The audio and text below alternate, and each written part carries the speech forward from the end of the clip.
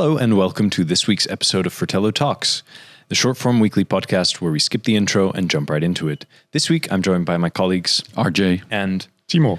And we are going to be discussing watches in cinema. We're going to be taking a look at watches in cinema as an exercise in marketing, as an exercise in establishing them somewhat into pop culture, and I think some memorable sightings as well that come to mind as we discuss it. But first, let's see what is on the wrist. Timo, what do you have on the wrist today? I'm actually a good example today because I'm wearing the Omega Seamaster 300 meters No Time to Die edition. Yeah, there you which go. is, of course, featured in James Bond. So for sure. Yeah, that's a proper pick for today's podcast.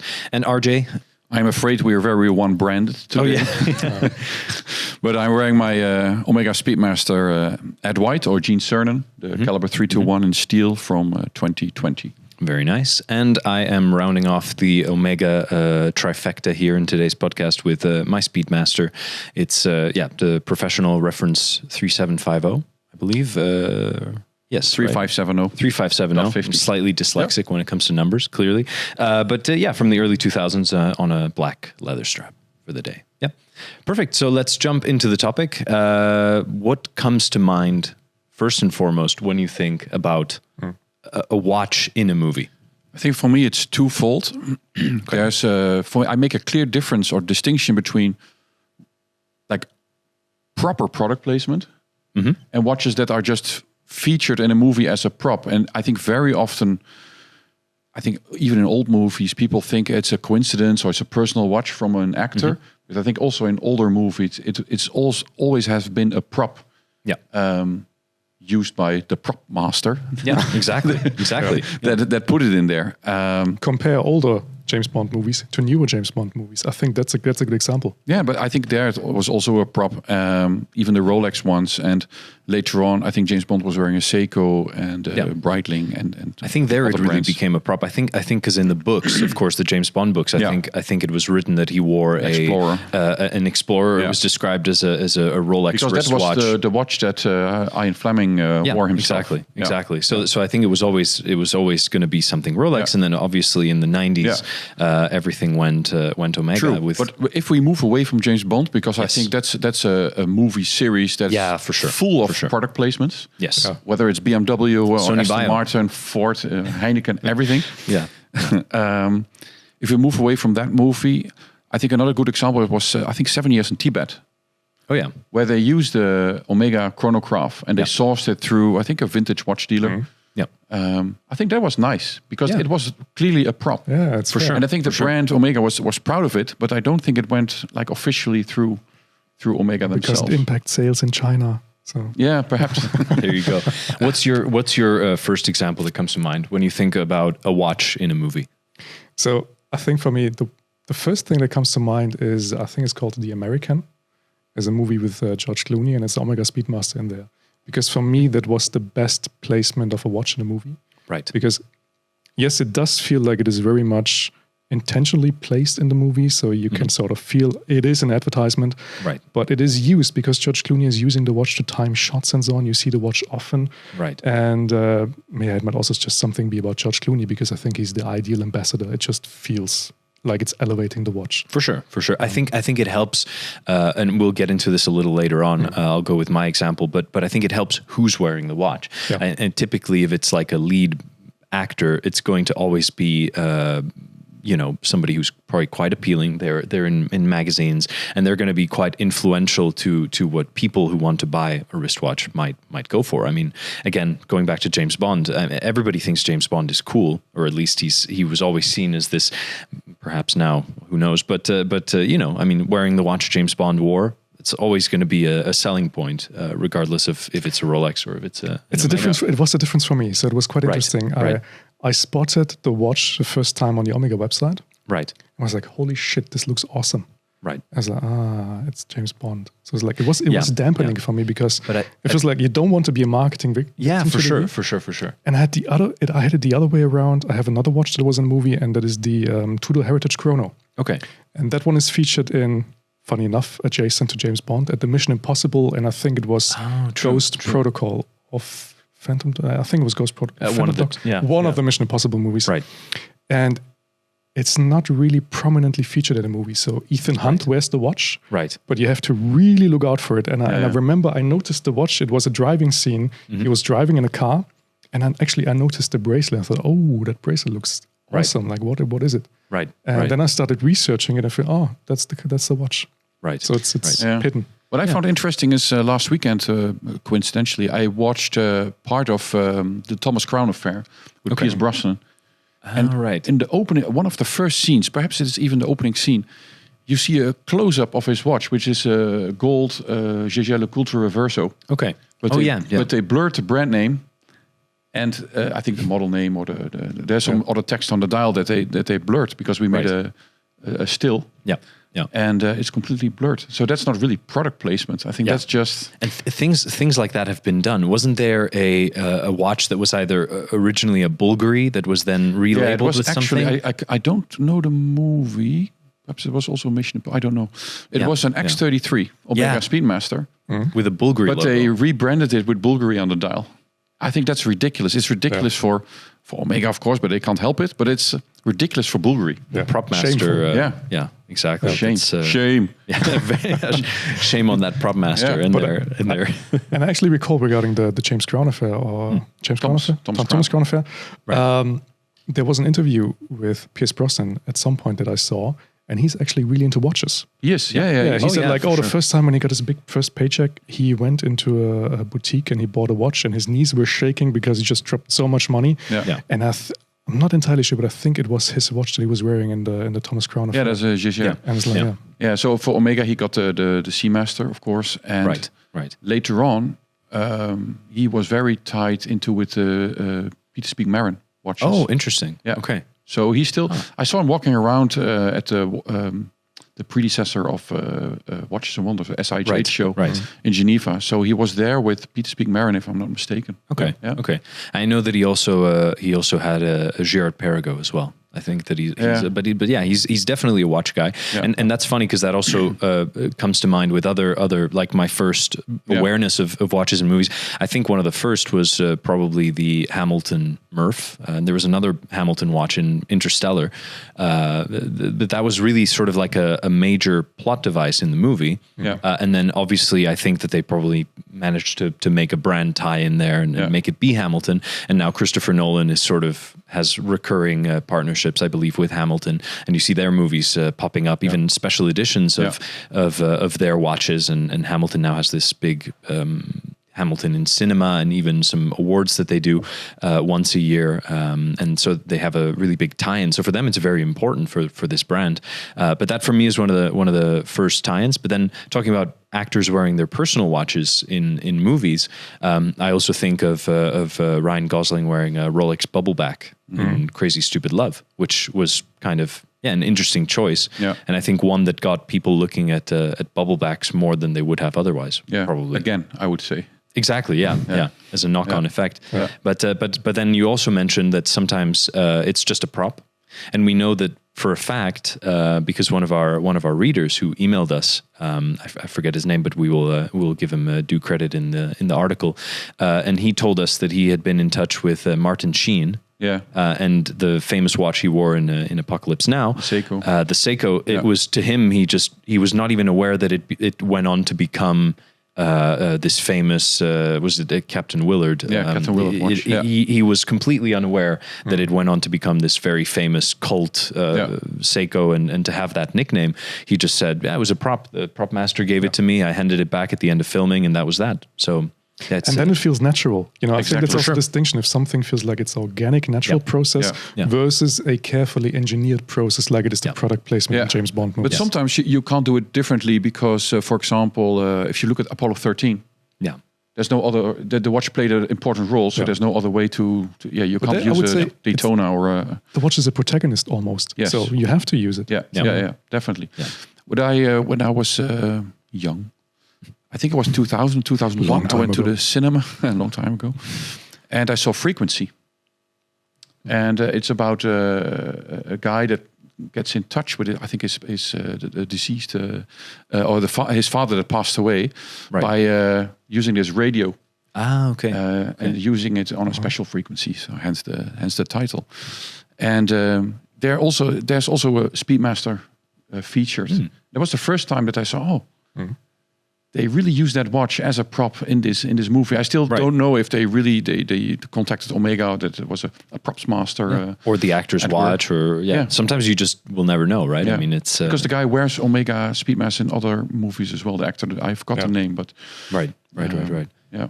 There's also another famous watch that is often misidentified in the movie American Psycho. They had a where Datejust. everybody thinks it's a Datejust, and people have always said, it's this two-tone Rolex Datejust, but it's a Seiko.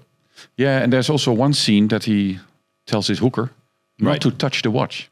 Right, that's so funny. Right.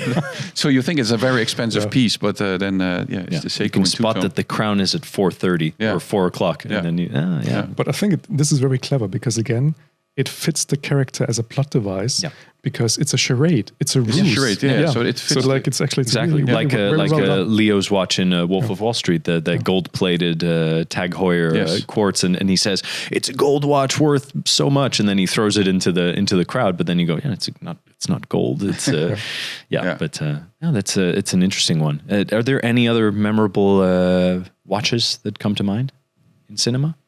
Well, there's the pocket watch that was hidden somewhere. Yeah. Oh, the father's watch by courtesy. In Pulp Fiction. Of in course, Pulp Fiction, everybody knows that another one reference. that I actually published about on Fratello. I think it was one of the first things, perhaps. Not one of the first articles, but I think it's a long time ago. It was Kill Bill. I can't remember the release date of Kill Bill. 2000, I think. 2000. Yeah. So. Uma Thurman is wearing a Daytona in the movie, but it's a fake Daytona. Okay. Because it is a Daytona with a day and a date indicator rather than a chronograph. Wow. That's, Yeah, so that was very interesting as well. And then I wonder if it's done on purpose or that the props master just went to Canal Street in New York and bought a fake. Or had a big bin of watches and found one that matched the outfit, right? I mean, that's also the thing. I do believe that in recent years it has become more important. Oh yeah, because definitely. people are more aware of watches. Definitely. It's everywhere. It's shown on Instagram and social media. Everyone that goes to a red carpet event gets a watch on loan from a brand. Oh yeah, and then the brands they email us. Oh, look at this and this actor. They wore our watches. Because you gave it to them. Yeah. So for me, it's less and less genuine. Yeah. And for me, that is what counts in the end. Yeah. It can be from a props master, or it's historically important, like Apollo 13. Yeah. But if it's just handing out watches for the sake of handing out watches and being seen, then I don't think it's that interesting. Then a little bit of Tag Heuer comes to mind within the Barbie movie. It's the second mention of the Barbie movie on this podcast, but hey, that's what we do. Barbies. We're into the Barbie movie.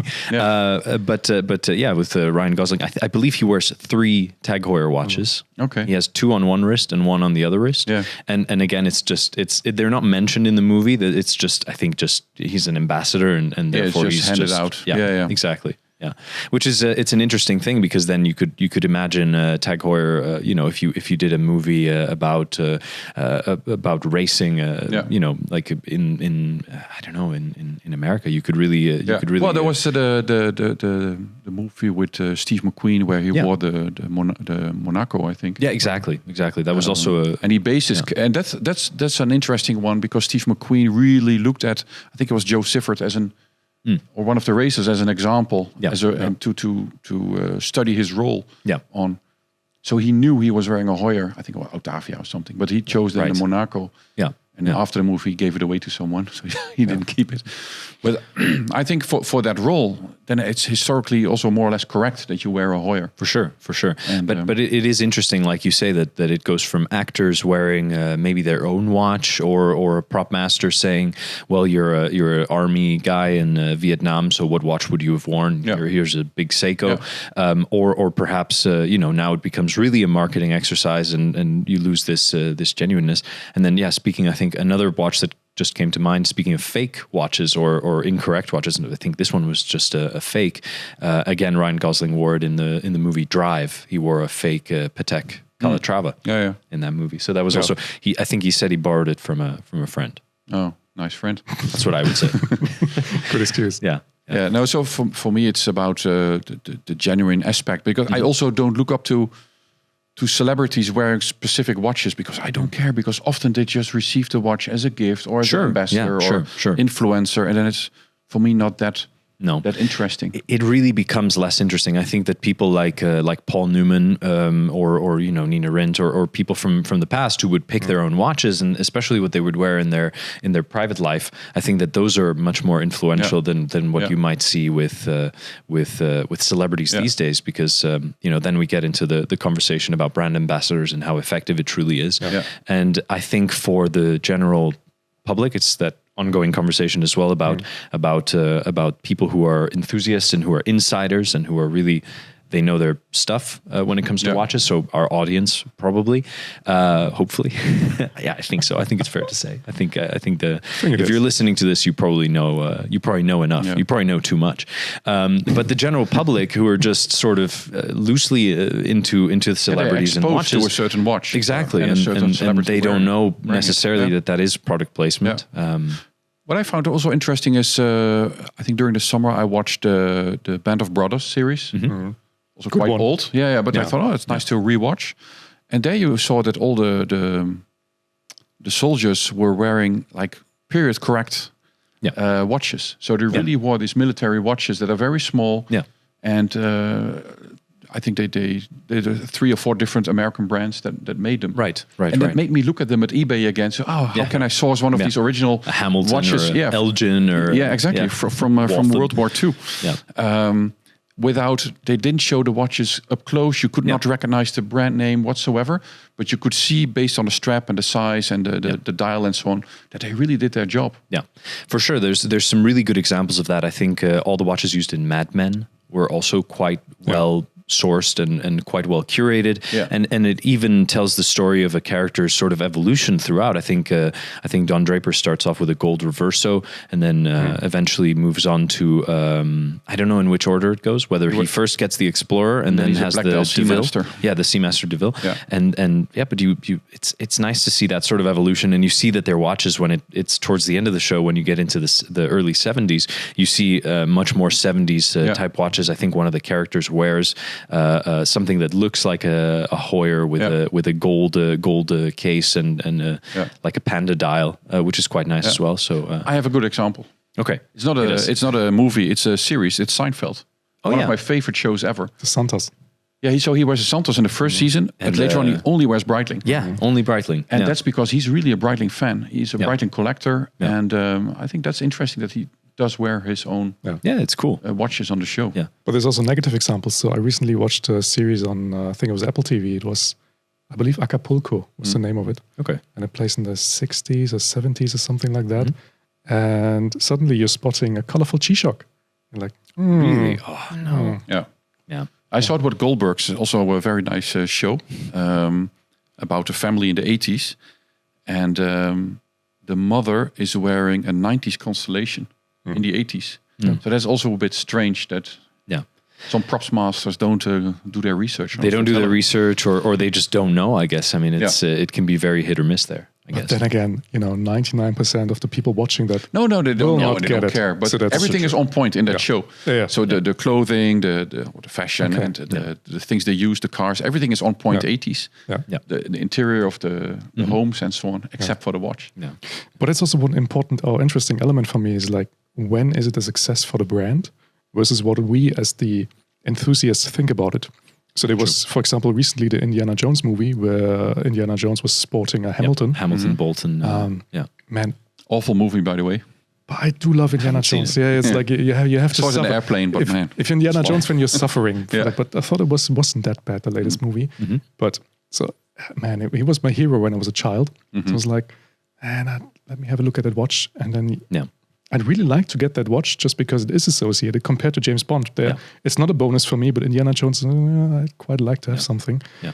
But I can't. It's like it's a pretend watch to me. So it really feels like a movie prop rather than a proper watch that Indiana Jones would be wearing. Exactly. But in a way, it feels like they were aware of that. They're like, if we put a mechanical movement in this, if we make the case out of precious metal or whatever, it's going to be too expensive for the average Indiana Jones fan. I mean, some Indiana Jones fans would be probably hardcore enough to go for the real thing. I mean, obviously, for you, the James Bond tie-in wasn't a selling point here, but to some people it is, and they're going to pay whatever 9,000. For many people it is, because I hear from retailers that they had clients coming in asking specifically about the James Bond watch without knowing all the details, even that it was a Seamaster. Yeah. So I want a James Bond watch. Yeah. It would have been nice if they would have done 2 versions. Yeah, exactly. If you think about Aquaterra, there's a quartz version. Not sure if there still is, but there was in the past. There was a Aquaterra quartz. You get the mechanical movement. Yeah. And so with Hamilton, like, okay, so here's the €600 version with the quartz movement and gold plated. I was like, it's PVD or what is it? PVD. Not sure what it is. And here's the real deal. The real deal. Gold case, mechanical movement. Yeah. Maybe do it as a limited edition box set. Comes with a whip and a hat or something. There you go. Yeah. Man, then you got the full set. Full experience, man. I think for me, I'll give one final honorable mention of a watch that I saw recently, and I didn't want to do this because I didn't want to admit to having watched the Meg 2. But I did, and Jason Statham was wearing a really nice CWC, sort of British Army dive watch on a NATO strap, which was it was very cool. It was cool to see it, and I think we did get an email about that from the brand saying, "Hey, look, we did this." But I think that also is like, it's nice when it's a brand like CWC where you go on their website and most watches aren't available for purchase. They're restocking them slowly, and it's a brand that's truly an enthusiast brand. It's not a brand you're going to buy by accident. And that was like a one that I saw, and they don't mention it in the movie. It's not a plot device. It's just there, and if you know, you know, and that's kind of like a nice nod. So I believe that even today, there can be some examples of like tastefully included watches in movies, whether it's aiming for it being period accurate, whether it's a nice nod like this. But it tends to be a little bit over the top, I'd say. So was the watch the only redeeming feature of the movie, or? Yeah, kind of. Yeah, actually, it was. It was not a great movie. It was not a great movie. It's worth it for the watch, but another good example is perhaps Panerai, Sylvester Stallone. Oh yeah, but that was he brought it more or less back. Yeah, true. Oh yeah, for sure. He definitely helped. Something. Yeah, Daylight. Yeah. There was then some questionable auction shenanigans when he then sold allegedly the watch he wore. A lot of things Panerai has been questionable, but I think in the end it did a very good thing for Panerai. For sure. Time. Absolutely. For sure. Yeah, definitely. And then there was a competition with Arnold Schwarzenegger who could get the bigger watch and so on.